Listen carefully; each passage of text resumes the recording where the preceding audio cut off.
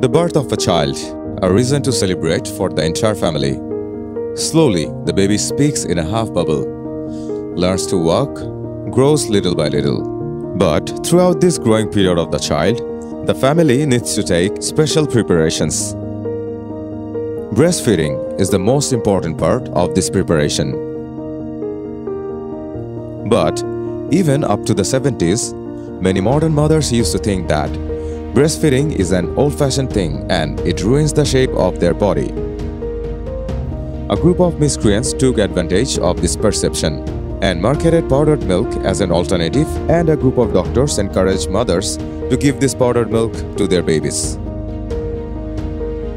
As a result, the rate of child mortality and child malnutrition increased a lot during that time. Worldwide, numerous researches shows that formula feeding instead of breastfeeding is the main reason of child mortality and malnutrition. So, to ensure the good health and safety of infant and children, by the initiative of IFFAN, ILCA, WABA, ABM, IBLCE, and WellStart International, a new professional group emerged in the healthcare sector in 1980. The profession was called advisor. Their job was to train and counsel mothers on how to breastfeed infants and child according to appropriate methods and rules. From Bangladesh, Professor Dr. M.Q.K. Talukdar and Dr. S.K. Roy were advisors there. Under their leadership, with funding by UNICEF in Bangladesh, Campaign for Protection and Promotion of Breastfeeding (CPPBF) began its journey to protect, promote and support breastfeeding in this country, which is now known as Bangladesh Breastfeeding Foundation (BBF).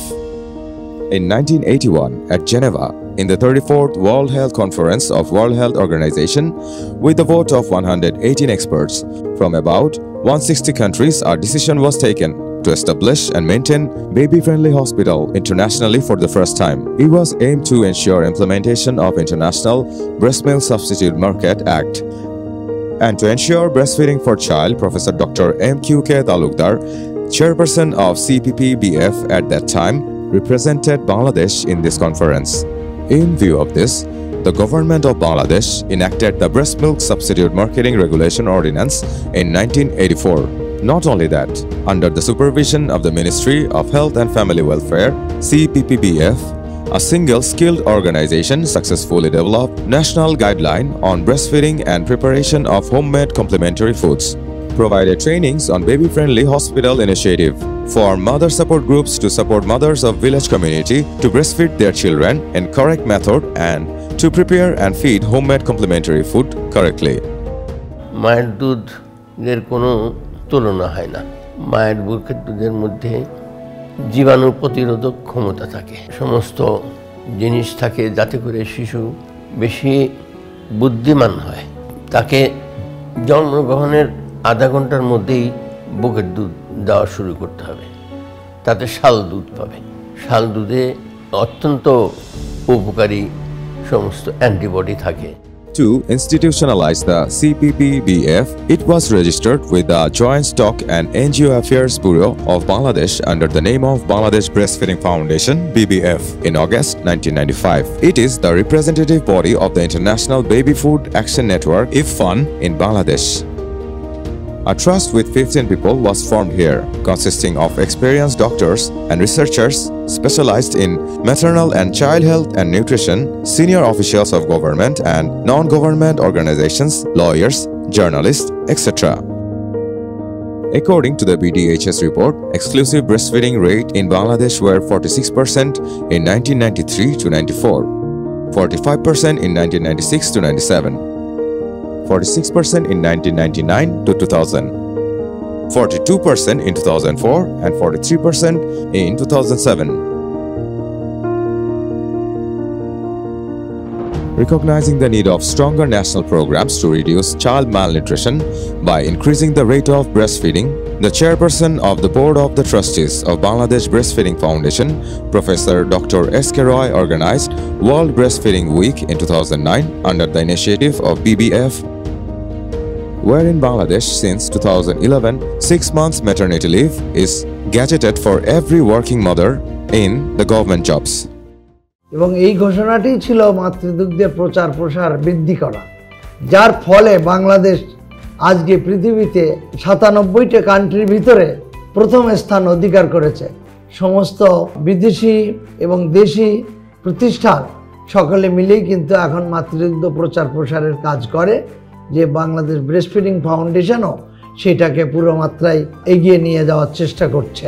Breast milk substitutes, infant food, commercially manufactured complementary foods, and its equipment Regulation of Marketing Act 2013. Also in 2017, the rules by law accessories there of BMS 2013 Act was gazetted. So far, a total of 1,259 government and private hospitals have been brought under the Baby Friendly Hospital Initiative by BBF. Promotion of Breast Milk Substitute Act 2013 and its rules by law 2013, motivational meeting through courtyard session on homemade complementary food for child, orientation session on maternal nutrition and adolescent nutrition were held, training on Oketani technique on BFHI intern doctors, trainee nurses and paramedics were provided. BBF is working to increase awareness among pregnant and lactating mothers about food management for themselves and their child through formation of Mother Support Group or MSG in community clinics. আমি এই উঠান বৈঠক থেকে জানতে পেরেছি যে গর্ভকালীন শুরু থেকেই পুষ্টিকর খাবার খাওয়া উচিত। 4 মাসের শুরু থেকেই আয়রন ফলিক অ্যাসিড ঔষধ আর ক্যালসিয়াম ঔষধ খেতে হয়, আর নিয়মিত স্বাস্থ্যকেন্দ্রে গিয়ে চেক আপ করতে হয়। আর এগুলো আমি মেনে চলি, আশা করি আরো ভালোভাবে মেনে চলার চেষ্টা করবো। আগের দিনে মায়েরা বাচ্চাদের বুকের দুধ খাওয়াতে অনীহা পোষণ করত বা অনীহা দেখা দিত। এখন আপনার উঠান বৈঠকের মাধ্যমে মায়েদেরকে সচেতন করার পরে এখন মায়েরা কিভাবে 4টি পদ্ধতি আছে মায়ের বাচ্চাদের দুধ খাওয়ানো, ওগুলা তারা মানে এখন জানতে পারে, ওরা এইভাবে মায়েরা বাচ্চাদের দুধ খাওয়াচ্ছে। মায়ের দুধ খেলে শিশুদের বিশেষ করে নবজাতকের মৃত্যুর হার 31% কমে যায়। এবং এছাড়া আমি বলি সমস্ত শিশুর, ইনফ্যান্টস, চিলড্রেন সবার মৃত্যুর হার অনেক কমে যায়।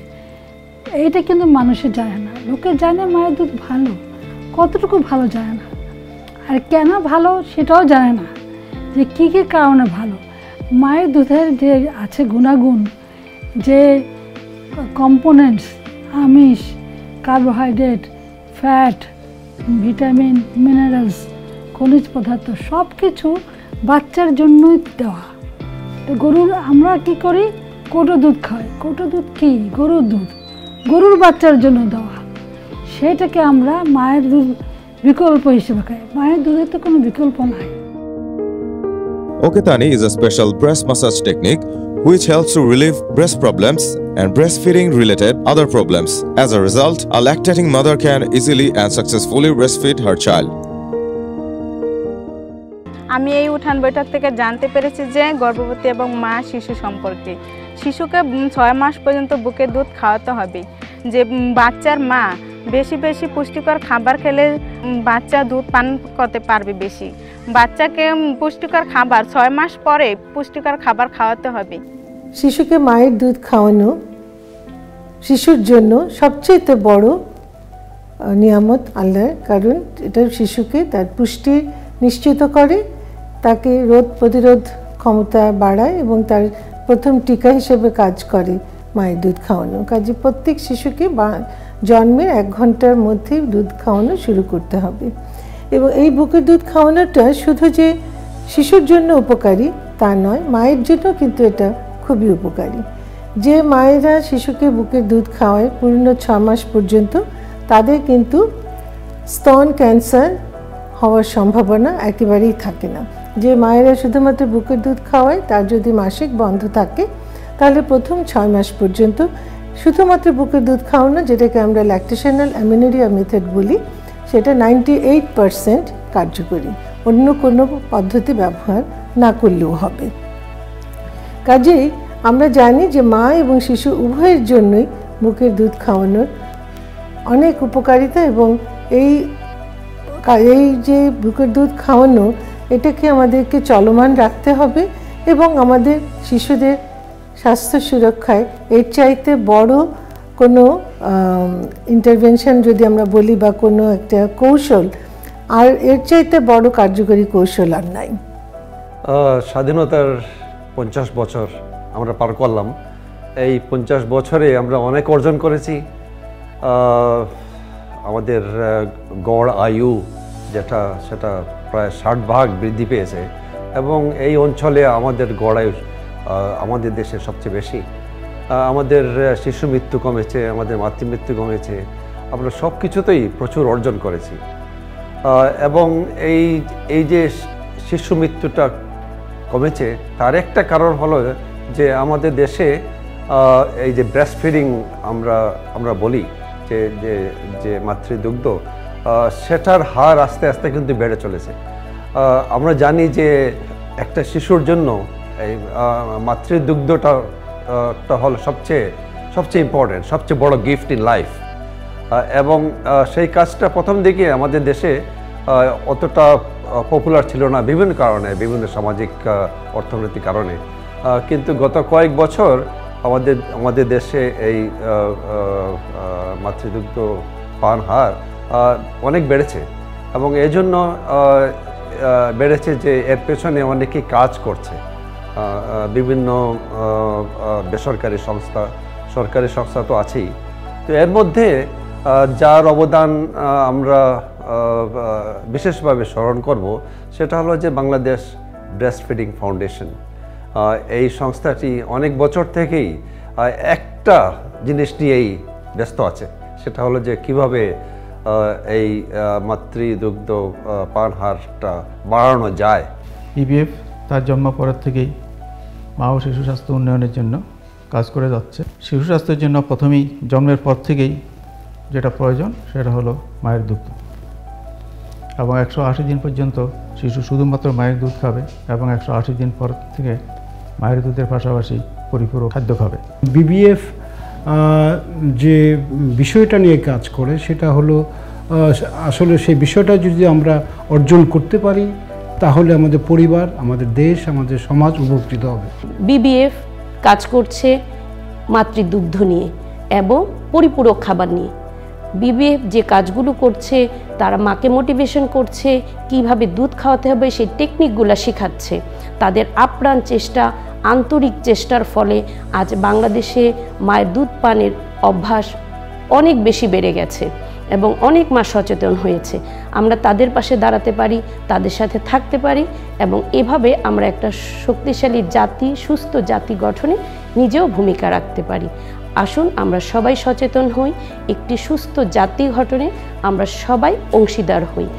The baby should be fed colostrum within 1 hour of birth, which is called early initiation of breastfeeding. Only breast milk should be given till the age of 6 months, 180 days, which means exclusive breastfeeding for the first 6 months of life. The baby should be introduced with nutritionally adequate and safe complementary foods at 6 months, together with continued breastfeeding up to 2 years of age or beyond. BBF is ensuring these issues through courtyard meetings, trainings and various programs. 6 থেকে 23 মাস বয়সী শিশুদের ঘরে তৈরি খাবার দেওয়া কেন প্রয়োজন?